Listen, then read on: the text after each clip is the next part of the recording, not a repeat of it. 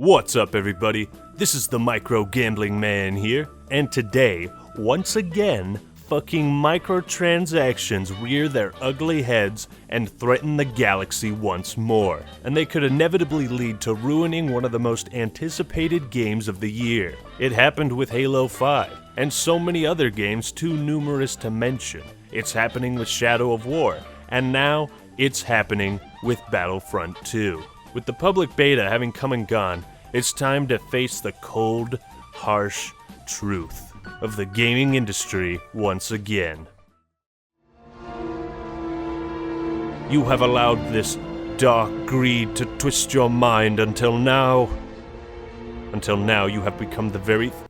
Actually, no, you're exactly the same. Never mind. What a roller coaster of emotion this game has been, leading up to its launch. First, everyone had no hope, seeing as the first game had cut roughly 90% of the content from the previous games. Then we heard news that there was going to be no Seasons Pass, and instead free DLC. We were still skeptical, but hoping this would be the turn of a new leaf. As time went on, more and more positive news. The features we had all wanted were going to be in the newest Battlefront. Single-player campaign, split-screen co-op, the glorious return of space battles, Clone Wars era, making a comeback alongside the newest era of Star Wars. I made a video a while back highlighting the 6 things a Battlefront 2 would need, and this game managed to get 5 of them, the one exception being Galactic Conquest. I mean, there was hardly anything that could have dashed our hopes about this upcoming release, the excitement bubbling to a boiling point. Oh, but EA? Oh, good God, they just had to find a fucking way. If you played the beta, you probably noticed a few things. 1. Available at launch is plastered in every goddamn corner of the game. You think it's their slogan. It's a beta, I know, but I just find that hilarious. 2. The game is actually pretty damn fun, and appears to bring just about every bit of content that fans want. And 3. The game is officially, without a doubt, 100% unmistakably going to be pay to win in every section of multiplayer. Yeah, just soak it up. Revel in your disappointment and dashed dreams. EA, my allegiance is to the consumers, to the fan base. If you're not selling loot boxes, then you're my enemy. Only a Sith deals in pay-to-win models. I will do what I must. Though, there's been an update since the beta ended, and I'm gonna address their response now and then move forward. On their website, I'll put a link in the description to it, EA posted an actually nice bit of info on the results of the beta and player feedback. Now, half of this post is dedicated towards clearing up the loot boxes and how those work. To the astute-minded, you'll see this is of course a PR move, but also that they tell us how hard they're trying to balance the loot boxes with normal progression and multiplayer.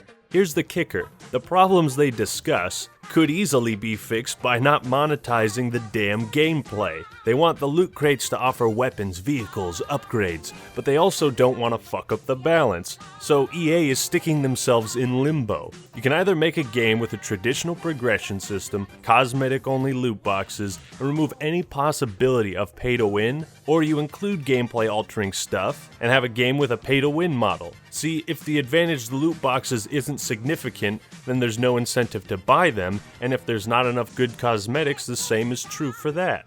These two options are cut and clear. It seems extremely difficult to find a middle ground that satisfies both, because the second you offer gameplay advantages through paying real money, the whole foundation of your game is kinda fucked. But if the emphasis is solely on cosmetics, then you don't have to worry. There's enough cool shit in Star Wars that I think it's entirely possible for a cosmetic-only system to really do well and make money. Not that I want microtransactions at all, I'm just trying to make the best of all this. But I don't want this video to be entirely negative, because the beta was fun. Seems like the game is actually going to be half decent, of course assuming that there's a lot more content than what was shown here, and I mean a lot more. I really enjoyed the idea of hero ships like the Slave One and Millennium Falcon being playable in multiplayer. That's a really cool concept for gameplay, and it's one of the few, if not the only thing this game has that the other Battlefronts don't. Overall, gameplay feels pretty smooth. The banter between droids and clones is funny. It recaptures the "Watch those wrist rockets!" feeling from the second game.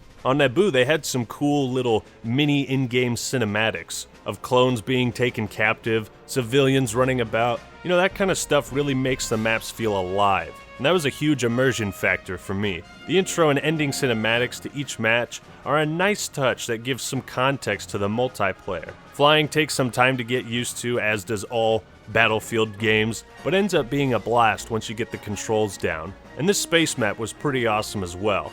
Alright, so now allow me to explain the pay-to-win shit. See, they announced there wasn't going to be a Seasons Pass, and I guess this got a lot of gamers thinking Battlefront 2 would go the Titanfall 2 route of making cosmetic microtransactions that aren't random number generated, instead of game-altering micro-gambling. Seeing as how Titanfall 2 and Respawn are partners with EA, this wasn't too far of a stretch. If Titanfall 2 could do this, why not other games made under EA? We all knew there would be microtransactions, but it was all a matter of finding out how bad they would be. So when news hit that they'd have those stupid-ass loot boxes, card packs, shit fuck, our worst fears were nearly confirmed. Seeing as how there wasn't a playable version of the game for the public, to 100% confirm the pay-to-win model, players needed to either get a taste in the beta or the finished game. And let me tell you, I am shocked they let slip the pay-to-win model in the beta. I don't know, maybe it's a marketing tactic. Honestly, I expected EA to pull some sneaky shit, beat around the bush, then release the game at launch with a full-fledged micro-gambling system.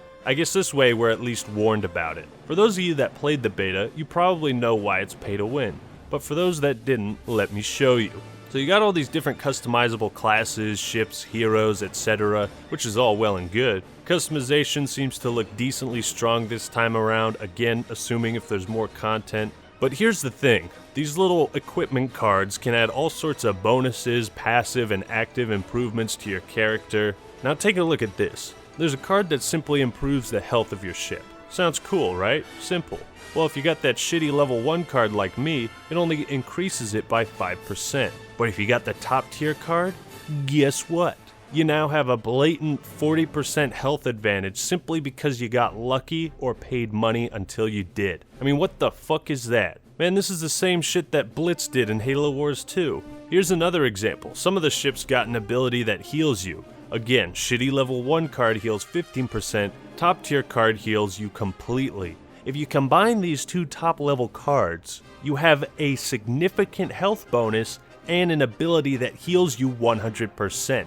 So don't say this isn't pay to win, and by pay to win, that means pay for an advantage. You don't pay $5 to automatically win the next match. You guys know what I'm talking about. Just making sure we're all on the same page here on what pay to win means. These cards are cool in theory, and I'd be 100% fine with them. The problem is they're monetized, and when you monetize gameplay advantages, the design of your game has become compromised. I was quite shocked that I actually managed to get some good cards. Top tier shit, but what's this? Great contents and rarity distribution intended for multiplayer beta only. What this is saying is your luck is gonna turn a lot shittier when the final game comes out. Another thing this will affect is progression. Yeah, that feeling of moving up in the world. Well, from what I see, it's all tied to the loot boxes. Now, some games have the shitty microtransactions as part of the progression, but not based on the entire thing. Now, you do unlock more slots to equip up to 3 cards on each of your characters, vehicles, and whatnot, and leveling up does give you credits, but those credits are used solely on loot boxes. So you can really start to see how the venom of a micro-gambling system starts to spread across every aspect of the game and poison it.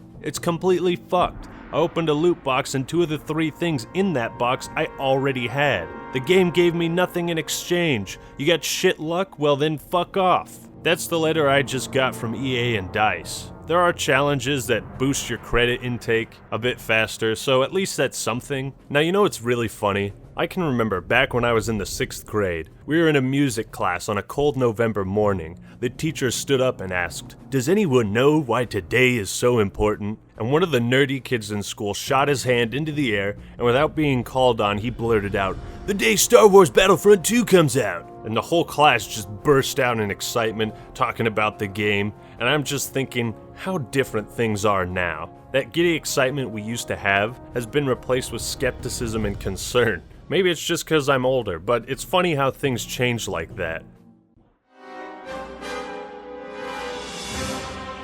I have failed you, EA. I have failed you. I should have known Titanfall 2 wouldn't make enough money. EA, micro-gambling is evil. From my point of view, buying what you want is evil.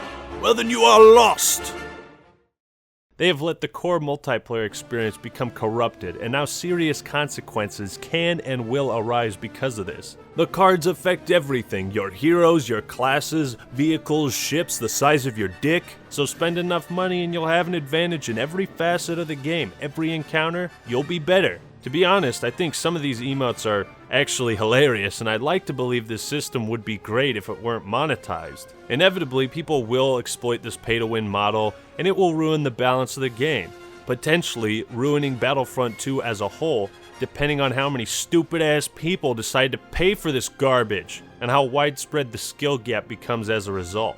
I tried looking up the prices for these crates, I couldn't find anything, and I don't think those details have been revealed yet. But it doesn't really matter because it'll be overpriced shit no matter what. Now, if you think for 1 second this system isn't going to be a grind for regular players that don't spend money, then you must be new to video games, aren't you? Because at this point, these micro-gambling systems are as predictable as a Scooby-Doo episode. They want to entice you and subtly push you towards purchasing them. Shit, in the beta, without the challenges, you gotta play about 9 to 10 games to get enough credits to buy a single box! So rest assured, it's going to be purposefully made to be tedious. The gains you get for credits and crafting parts will not be skewed in your favor, just keep that in mind. And to the people that, for some godforsaken reason, are still willing to defend this type of shit, allow me to remind you that this is Star Wars, alright? Yeah, you know what that is. And you should also know Star Wars is the second biggest entertainment franchise in human history. The name, Star Wars, has earned over $42 billion, alright? Do you think for one moment that they need to pull in microtransactions for extra revenue? Do you, for some reason, believe that if Star Wars games don't have micro-gambling, that they won't have the funds to continue making them? That the franchise is just gonna burn down to the ground? Because if there is any semblance of justification in your mind for this shifty, greedy, money-grubbing system, I would like to fucking hear it. The question you gotta ask yourself is, do you still find enough value in the game to purchase it? Do you think this problem won't affect your experience overall? And if you're a really big fan of the Star Wars universe or the Battlefront games, you really shouldn't feel bad about buying it, alright? Don't let anyone give you that impression, but for the love of Chewbacca, please don't pay for any of the stupid-ass loot boxes. It might be tempting, but you can do so much more with that money that doesn't include wasting it on useless shit. I mentioned the video I made on Battlefront 2 a while back, asking the question whether or not it'll suck or be awesome, and now that I've seen what I've seen, I'm seriously reconsidering my stance in that video.